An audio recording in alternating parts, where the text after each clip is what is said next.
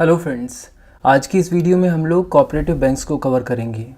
देखिए, जब भी एक लोकल कम्युनिटी के लोग मिलकर अपना एक बैंक शुरू करते हैं इस उद्देश्य के साथ कि ये बैंक इसी लोकल कम्युनिटी को बैंकिंग सर्विसेज प्रोवाइड करेगा, जैसे कि लोन्स, डिपॉजिट्स और दूसरी फाइनेंशियल सर्विसेज, तो इस तरह के बैंक्स को कहा जाता है कोऑपरेटिव बैंक्स। कोऑपरेटिव सोसाइटी के मेंबर्स जनरली ऐसे इंडिविजुअल्स होते हैं जिनके बीच में एक कॉमन बॉन्ड होता है। फॉर एग्जांपल, ये एक कम्युनिटी में रहने वाले लोग हो सकते हैं।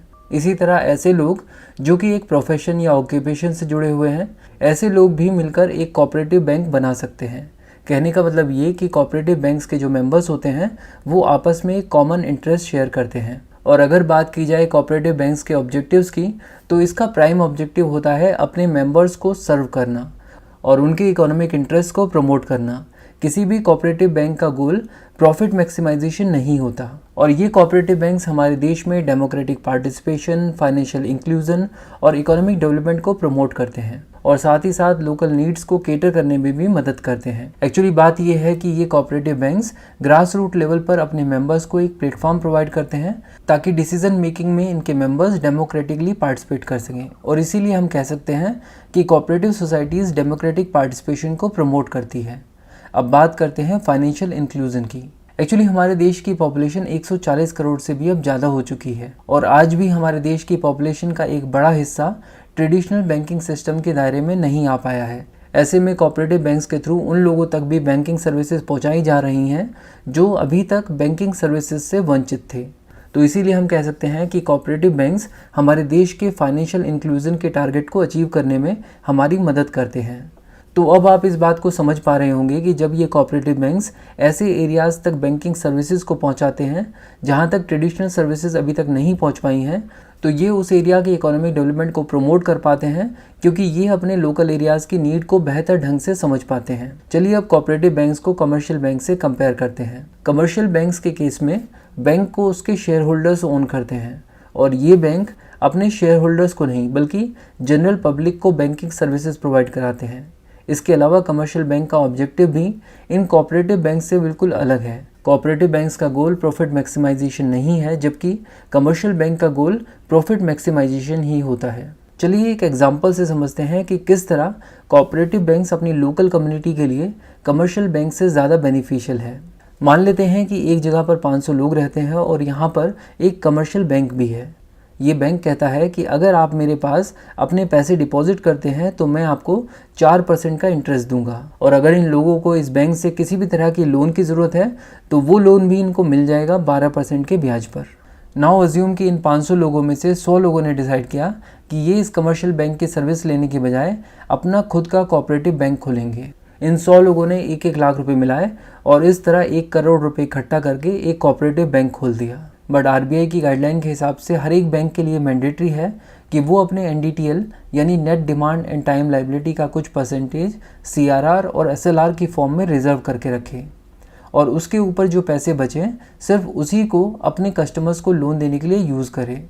अगर हम सीआरआर को 4% माने तो इसका मतलब होगा कि हमारे इस बैंक को 4 लाख रुपए कैश की फॉर्म में आरबीआई के पास रखने होंगे जिस पर कोई भी इंटरेस्ट नहीं मिलेगा। अगर एसएलआर को 18% माने तो बैंक को 18 लाख रुपए एसएलआर सिक्योरिटीज़ की फॉर्म में इन्वेस्ट करके रखने होंगे।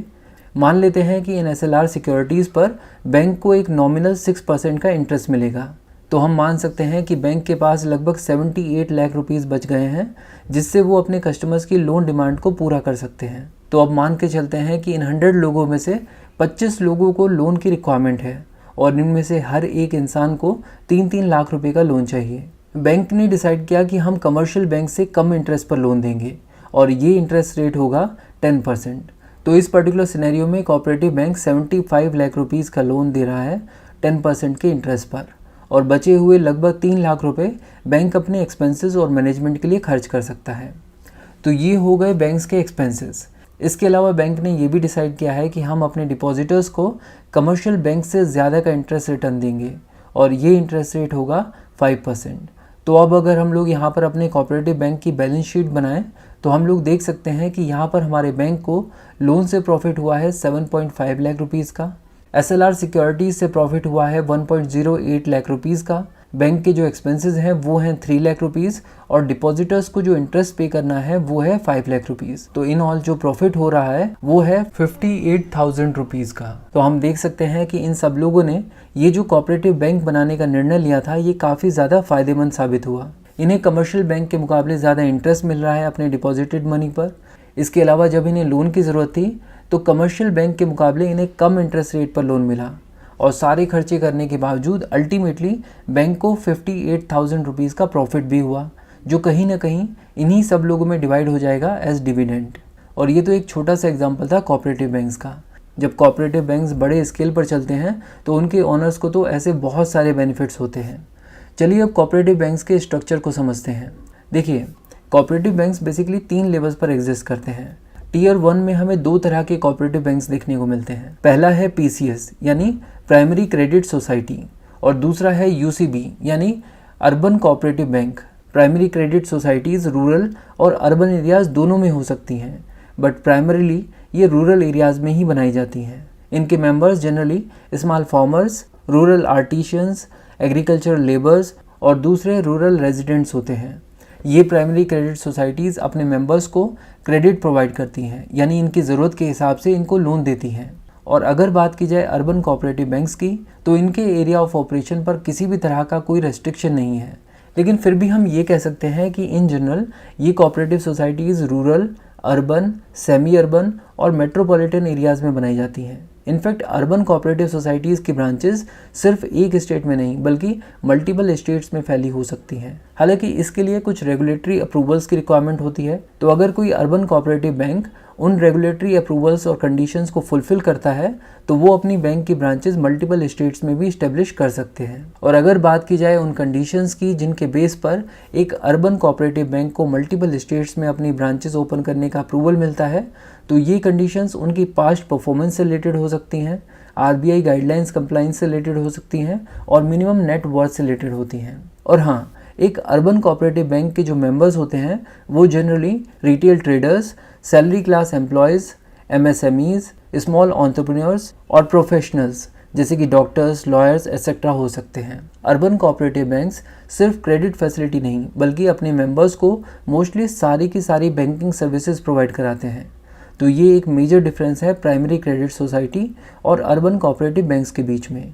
इसके अलावा इनके बीच में एक डिफरेंस ये भी है कि अर्बन कोऑपरेटिव सोसाइटीज़ को रन करने के लिए आपको एक लाइसेंस की ज़रूरत होती है, जबकि प्राइमरी क्रेडिट सोसाइटीज़ को रन करने के लिए किसी भी बैंकिंग लाइसेंस की ज़रूरत नहीं होती। और हाँ, अगर कोई भी प्राइमरी क्रेडिट सोसाइटी जो किसी भी अर्बन एरिया में ऑपरेट कर रही है, अगर वो आरबीआई से बैंकिंग लाइसेंस ले ले तो वो भी एक अर्बन कोऑपरेटिव सोसाइटी की तरह ऑपरेट करना शुरू कर सकती है।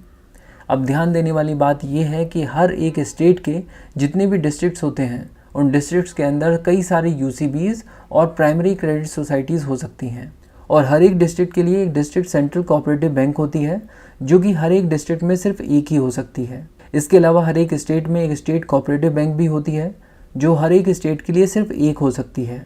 विद इन अ स्टेट सभी डिस्ट्रिक्ट सेंट्रल कोऑपरेटिव बैंक्स इस स्टेट कोऑपरेटिव बैंक को रिपोर्ट करते हैं। तो हमने अब तक के इस डिस्कशन में देखा कि हर एक स्टेट में एक स्टेट कोऑपरेटिव बैंक होता है जिसके अंडर में कई सारे डिस्ट्रिक्ट सेंट्रल कोऑपरेटिव बैंक्स होते हैं और हर एक डिस्ट्रिक्ट सेंट्रल कोऑपरेटिव बैंक के अंडर में कई सारी प्राइमरी क्रेडिट सोसाइटीज़ और अर्बन कोऑपरेटिव बैंक्स होते हैं।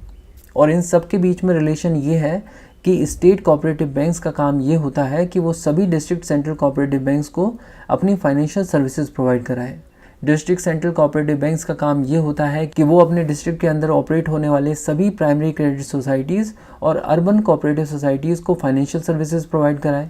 इसके अलावा हर एक अर्बन कोऑपरेटिव बैंक का काम होता है कि वो अपने डिस्ट्रिक्ट के अंदर जो दूसरी प्राइमरी क्रेडिट सोसाइटीज़ हैं उनको फाइनेंशियल सर्विसेज प्रोवाइड कराएं। यानी अगर किसी प्राइमरी क्रेडिट सोसाइटी को फाइनेंशियल सपोर्ट की ज़रूरत है तो वो ये सपोर्ट किसी भी अर्बन कोऑपरेटिव बैंक या फिर डिस्ट्रिक्ट सेंट्रल कोऑपरेटिव बैंक से ले सकता है। कहने का मतलब ये है कि इस हायरार्की में जो ऊपर है वो अपने से नीचे वाले कोऑपरेटिव बैंक्स को फाइनेंशियल सपोर्ट प्रोवाइड करा सकता है। और अगर बात की जाए इन कोऑपरेटिव बैंक्स के रजिस्ट्रेशन की तो ये कोऑपरेटिव बैंक्स अपने स्टेट के कोऑपरेटिव सोसाइटीज़ एक्ट के अंतर्गत रजिस्टर की जाती हैं। बट क्वेश्चन ये है कि अगर मैं एक कोऑपरेटिव बैंक बनाना चाहता हूँ तो मैं अपने स्टेट के कोऑपरेटिव सोसाइटीज़ एक्ट के अंडर में इसको कैसे रजिस्टर कराऊँगा, कहने का मतलब कि मैं कौन से गवर्नमेंट ऑफिस में जाकर अपने कोऑपरेटिव बैंक को रजिस्टर करवा सकता हूँ।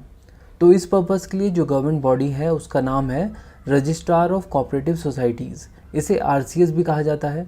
तो बेसिकली अगर आपको कोऑपरेटिव बैंक को रजिस्टर कराना है तो सबसे पहले उसे as a cooperative society register कराना होगा विद RCS। और वो RCS ही है जो ना सिर्फ कोऑपरेटिव सोसाइटीज़ को रजिस्टर करती है बल्कि उस पर्टिकुलर स्टेट की सभी कोऑपरेटिव सोसाइटीज़ के मैनेजमेंट, एडमिनिस्ट्रेशन, रिक्रूटमेंट, अमलगमेशन और यहाँ तक कि लिक्विडेशन को भी कंट्रोल करती है। बट आपको सिर्फ कोऑपरेटिव सोसाइटी नहीं बनानी, आपको बनाना है कोऑपरेटिव बैंक। तो इसीलिए आपको बैंकिंग लाइसेंस भी चाहिए और वो मिलेगा RBI से। तो इसीलिए पिक्चर में आती हैं दो और रेगुलेटिंग बॉडीज़। ये दो बॉडीज़ हैं RBI यानी रिजर्व बैंक ऑफ इंडिया और NABARD। RBI हर एक स्टेट के कोऑपरेटिव बैंक्स के बैंकिंग रिलेटेड मैटर्स को रेगुलेट करती है। बट एक तरह की कोऑपरेटिव सोसाइटी जो RBI के दायरे में नहीं आती है वो है प्राइमरी क्रेडिट सोसाइटी, और वो इसलिए क्योंकि उसके लिए बैंकिंग लाइसेंस की भी ज़रूरत नहीं है। बाकी सभी कोऑपरेटिव बैंक्स RBI के दायरे में आते हैं और बैंकिंग रेगुलेशन एक्ट 1949 के अंतर्गत RBI इनके बैंकिंग मैटर्स को रेगुलेट करती है। नेक्स्ट है NABARD। तो NABARD का काम है इन कोऑपरेटिव बैंक्स को समय समय पर इंस्पेक्ट करना, इनकी फाइनेंशियल हेल्थ को एसेस करना और साथ ही साथ ये इंश्योर करना कि ये RBI द्वारा दी गई रेगुलेशंस को कंप्लाई कर भी रहे हैं या नहीं। बट जैसा कि यहाँ पर देखा जा सकता है कि NABARD सिर्फ डिस्ट्रिक्ट सेंट्रल कोऑपरेटिव बैंक्स और स्टेट कोऑपरेटिव बैंक्स को ही रेगुलेट करती है। इसके दायरे में अर्बन कोऑपरेटिव बैंक्स और प्राइमरी क्रेडिट सोसाइटी नहीं आती। ऐसा इसलिए किया गया है क्योंकि NABARD इस काम को ऑल इंडिया लेवल पर करती है, और अगर अर्बन कोऑपरेटिव बैंक्स और प्राइमरी क्रेडिट सोसाइटीज़ को भी इसके दायरे में लाया गया तो ये एक ह्यूमंगस टास्क हो जाएगा जिसको मैनेज करना एक ऑर्गेनाइजेशन के लिए पॉसिबल नहीं है। वैसे भी अगर सिर्फ डिस्ट्रिक्ट कोऑपरेटिव बैंक्स और स्टेट कोऑपरेटिव बैंक्स को ही ठीक से इंस्पेक्ट कर लिया जाए तो इसका असर स्टेट के सभी कोऑपरेटिव बैंक्स पर पड़ेगा। तो इसीलिए सभी छोटी मोटी कोऑपरेटिव सोसाइटीज़ को सेंट्रल लेवल पर अलग से इंस्पेक्ट करने की ज़रूरत नहीं है। तो अब अगर हम इसको कंसोलिडेट करके एक टेबुलर फॉर्म में देखें तो हम देख सकते हैं कि चारों तरह की कोऑपरेटिव बैंक्स को RCS द्वारा रेगुलेट किया जाता है। RBI सिर्फ UCB, DCCB और SCB को रेगुलेट करती है और NABARD सिर्फ DCCBs और SCBs को रेगुलेट करती है। इसका मतलब ये हुआ कि UCBs के ऊपर ड्यूअल रेगुलेटरी कंट्रोल है और SCCBs और DCCBs के लिए ट्रिपल रेगुलेटरी कंट्रोल है, और यही ड्यूअल और ट्रिपल रेगुलेटरी कंट्रोल कई सारे इश्यूज़ की जड़ माना गया है। तो इन मल्टीपल रेगुलेटरी बॉडीज़ की वजह से कोऑपरेटिव बैंक्स में क्या क्या प्रॉब्लम हो रही हैं इसे हम नेक्स्ट वीडियो में कवर करेंगे। इंडिया की हिस्ट्री, इंडियन इकोनॉमी और इंडियन पॉलिटी को डिटेल में कवर करने के लिए बुक्स तावा की प्लेलिस्ट को फॉलो कीजिए। Thank you so much for watching and supporting books तावा।